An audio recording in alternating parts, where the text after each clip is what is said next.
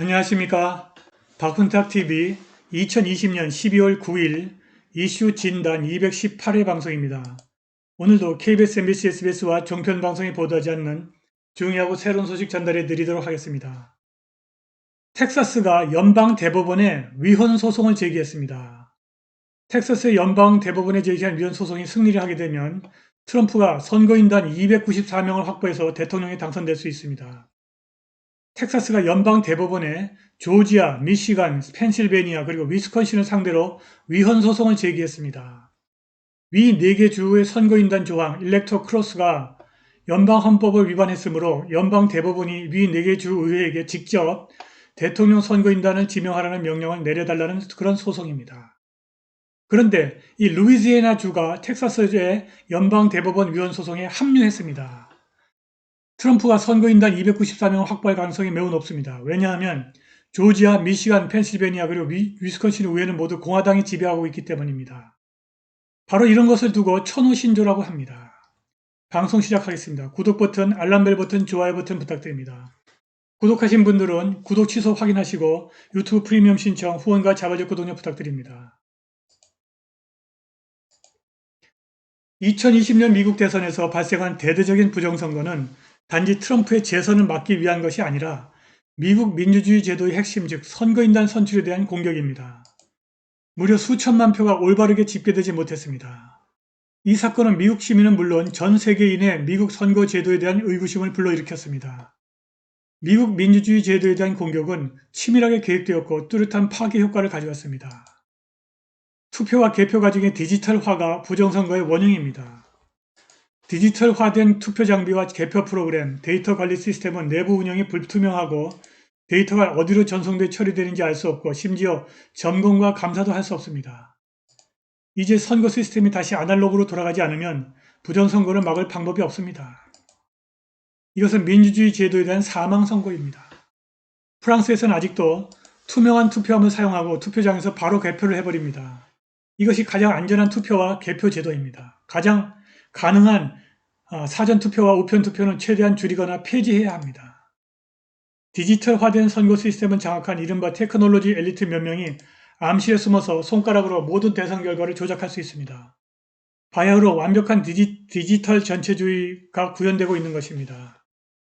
이것은 베네수엘라의 독재자 우고 차베스의 이상향이고 중국 공산당이 꿈꾸는 유토피아입니다. 중공이 19차 당대회에서 제시한 국가 통치 능력의 현대화는 빅데이터와 인공지능을 결합해서 전 국민 감시 시스템을 완성하겠다는 것입니다.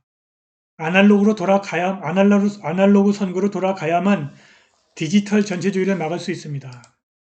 트럼프는 지난 2일 46분짜리 아주 긴 연설을 했습니다.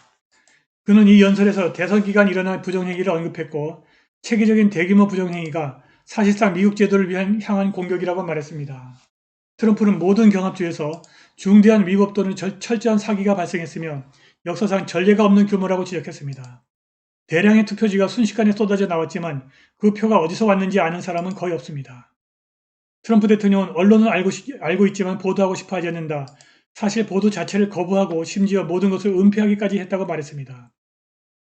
LA에는 클레어먼트 연구소 링컨 연구원이자 전 소련 작가인 매튜 티르맨드는 소셜미디어에서 우리는 그들이 거짓말을 하고 있다는 것을 알고 있고 그들도 그들이 거짓말을 하고 있음을 알고 있으며 그들은 우리가 그들이 거짓말을 하고 있다는 걸 알고 있다는 것을 알고 있지만 그들은 여전히 거짓말을 하고 있다는 말을 인용하면서 이는 소련 공산주의는 물론 현재 미국의 대형 언론사, 첨단 기술회사, 친중공 좌파에 해당한다고 평론했습니다. 트럼프 대통령이 지난 10월 20일 말했듯이 그와 바이든 사이에서의 선택은 아메리칸 드림과 사회주의 지국 사이에서의 선택입니다. 트럼프 대통령은 연설에서 그들이 엄청난 양의 부정선거 증거를 수집했으며 다른 사람들이 그런데 증거가 너무 많지만 지금 선거 결과를 바꾸기엔 너무 늦었다고 말하지만 사실 아직 정확한 승자를 확인할 수 있는 시간이 많고 이 역시 우리가 싸우는 목표라고 말했습니다. 트럼프는 2020년 대선 부정선거를 없애지 않으면 국가는 없다고 잘라 말했습니다. 그런데 경합 6개 주에서 바이든의 리드보다 훨씬 더 많은 부정표, fraudulent vote가 확인되었습니다. OANN, 그러니까 Only American News Network 보도에 따르면 네바다주에서 바이든이 3만 3천 표 차이로 이겼는데 부정표는 9만 5천 개가 나왔습니다. 펜실베니아주에서 바이든이 8만 1천 표 차이로 이겼으나 부정표는 12만 1천 표가 나왔습니다. 위스콘신에서는 바이든이 2만 표 차이로 이겼으나 부정표는 20만 표였습니다. 아리조나에서 바이든이 1만 표 차이로 이겼는데 부정표는 30만 표 나왔습니다. 미시간에서는 바이든이 15만 4천 표 차이로 이겼으나 부정표는 54만 8천 표였습니다. 조지아주에서는 바이든이 12만 2천 표 차이로 이겼는데 부정표는 20만 4천 표가 나왔습니다. 이 부정표가 거의 전부 우편 투표인데 누구에게 갔는지 확인할 수 없다면 이 경합 6개주 선거는 전부 무효가 되고 연방 하원에서 트럼프를 대통령으로 선출하게 됩니다. 그런데 트럼프가 연방 하원으로 가지 않고 선거인단 294명을 확보해서 대통령으로 선출될 가능성이 발생했습니다.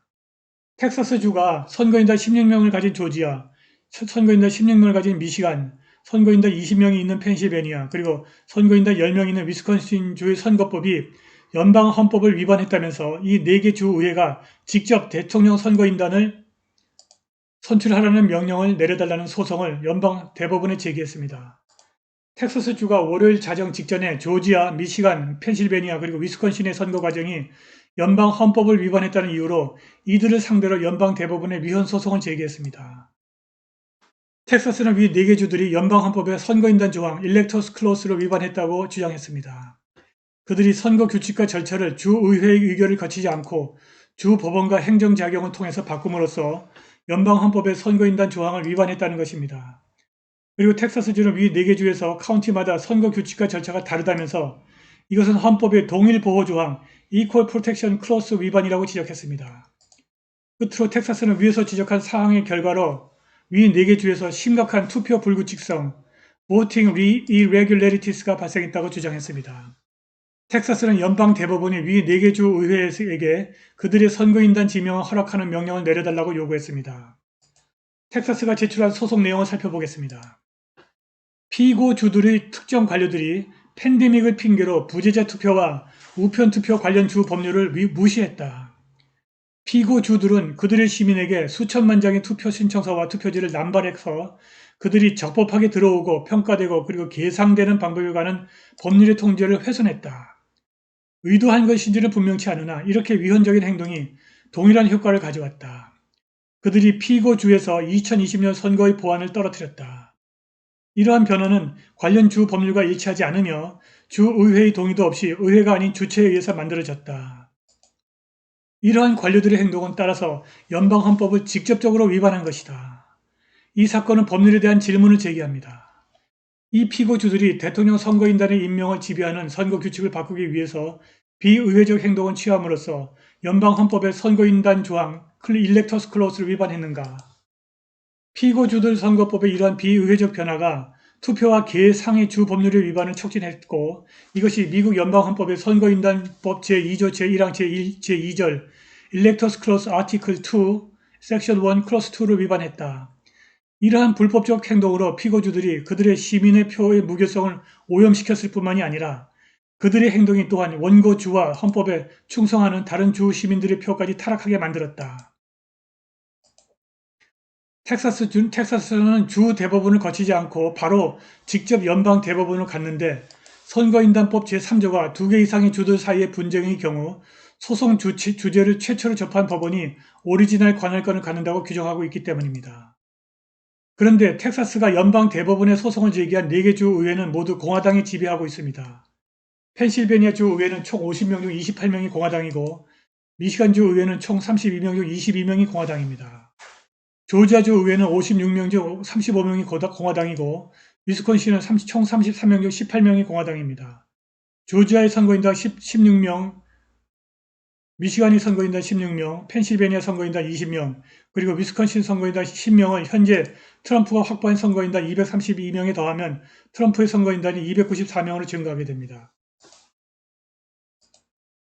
그리고 루이지애나가 텍사스가 연방 대법원에 조지아, 미시간, 펜실베니아 그리고 위스콘신을 상대로 제기한 위헌 소송에 합류했습니다. 루이지애나는 위 4개 주에서 법원 또는 행정부가 주의회를 거치지 않고 변경한 선거인단 조항 일렉터스 클로스가 연방 헌법을 위반했다는 텍사스의 주장을 반복하면서 텍사스의 위헌 소송에 합류했습니다. 루이지애나 검찰총장 제프 랜드리가 다음과 같이 진술했습니다. 수백만의 루이지애나 시민과 우리나라의 수천만 시민은 2020년 연방선거에 관해 깊은 우려를 갖고 있다. 이러한 깊은 우려는 일부 주들이 미국의 헌법을 무시하고 그들이 선거인단을 선출한 사실에 대한 것이다. 게다가 일부 언론 매체와 정치 계급이 편의를 이유로 정당한 이슈를 회피하면서 많은 루이지애나 주민들이 좌절하고 있다. 이렇게 되면 트럼프가 승리를 한 모든 주에서 텍사스와 루이지애나의 위헌 소송에 합류할 가능성이 있습니다. 연방 대법원에서 조지아, 미시간, 펜실베니아 그리고 위스콘신에게 선거인단을 지명하라는 명령이 떨어지면 그들이 트럼프를 지지하는 선거인단을 선출해서 트럼프가 선거인단 294명을 확보하고 대통령이 당선될 것입니다. 계엄령 선포와 계엄군 출동은 이러한 합법적 절차가 전부 무산된 이후에 해도 늦지 않을 것입니다. 오늘 방송은 여기까지입니다. 후원과 자발적 구독력 부탁드립니다. 감사합니다.